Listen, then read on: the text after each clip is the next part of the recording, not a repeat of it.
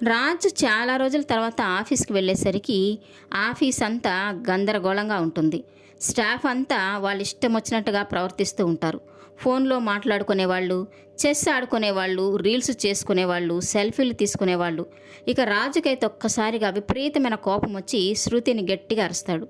ఇక శృతి రాగానే వీళ్ళందరినీ నా క్యాబిన్లోకి తీసుకురా, మీటింగ్ పెడుతున్నానని సీరియస్గా చెప్పి లోపలికి వెళ్తాడు. ఇక శృతి అయితే వాళ్ళందరినీ తీసుకొని స్టాఫ్తో క్యాబిన్లోకి వెళ్ళేసరికి ఇక రాజు వాళ్ళందరినీ బాగా తిడుతూ ఉంటాడు. టయానికి శాలరీస్ తీసుకుంటున్నారు, ఇంక్రిమెంట్లు వేస్తూ ఉన్నాం, బోనస్లు వస్తున్నాయి, ఇంకేం కావాలి మీకు? మీరు కరెక్ట్గా వర్క్ చేయడం కూడా ఈ కంపెనీకి చాలా అవసరమే కదా అని వాళ్ళందరినీ తిడుతూ ఉంటాడు.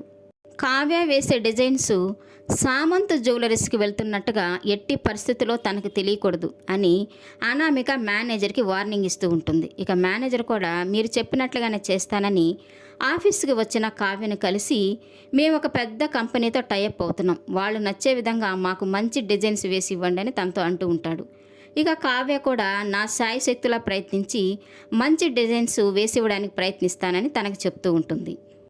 సామంత్ రాజుని కలిసి ఇప్పటికే మీ కంపెనీ దివాళా తీసే పరిస్థితికి వచ్చింది, మీ క్లయింట్స్ మొత్తం నా దగ్గరికే వచ్చారు, మీ కంపెనీని పడగొట్టి నా కంపెనీని నంబర్ 1 స్థానంలో నిలబెడతాను, నేనేంటో చూపిస్తానని తనతో ఛాలెంజ్ చేస్తూ ఉంటాడు. ఇక రాజు కోపంగా అలాంటి పరిస్థితి ఎప్పటికీ మాకు రాదు, మేమెప్పుడు నంబర్ 1 పొజిషన్లోనే ఉంటాం, మీలాగా అడ్డదారులు తొక్కే వాళ్ళు ఎప్పటికీ ఆ స్థానాన్ని చేరుకోలేరని తను కూడా వార్నింగ్ ఇస్తూ ఉంటాడు. ఇక అందుకోసం తను కూడా కష్టపడి డిజైన్స్ వేస్తూ ఉంటాడు.